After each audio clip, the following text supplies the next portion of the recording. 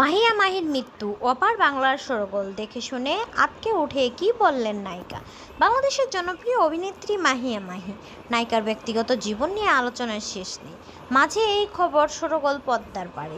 কেমন আছেন মাহিয়া মাহি? বাংলাদেশের রাজনৈতিক পালাবদলের পর থেকে সে ভাবে আর দেখা যায়নি তাকে। সম্প্রতি বিমানবন্দরে পাওয়া গিয়েছিল অভিনেত্রী মাহিয়া মাহির এক ঝলক। এর মাঝেই ওপার বাংলায় ছড়িয়ে পড়ল একটি খবর, চারদিকে শোরগোল।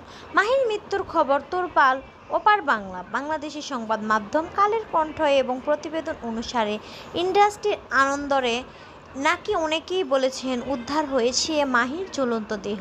এদিকে নায়িকা এখন আমেরিকায় বসে, বিদেশে থাকলেও চোখ এড়ায়নি অভিনেত্রীর।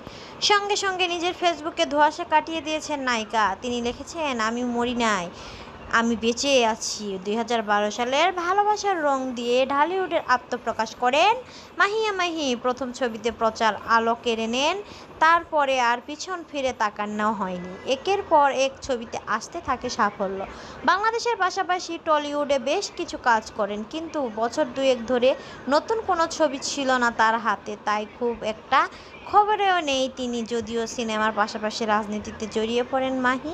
এক সময় আওয়ামী লীগের ঘনিষ্ঠ ছিলেন, জাতীয় সংসদ নির্বাচনেও লড়েছিলেন, কিন্তু জয় আসেনি। ভোটে হেরে ফিরে চেয়েছিলেন রূপলী জগতে, কিন্তু আর তাকে সেভাবে কোনো ছবিতে দেখা যায়নি।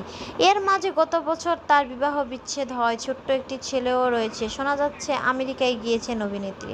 সূত্র বলেছে সে দেশে বেড়াতে গিয়েছিলেন তিনি। দিন কয়েক ঘোরাঘুরি সেরেই দেশে ফিরবেন।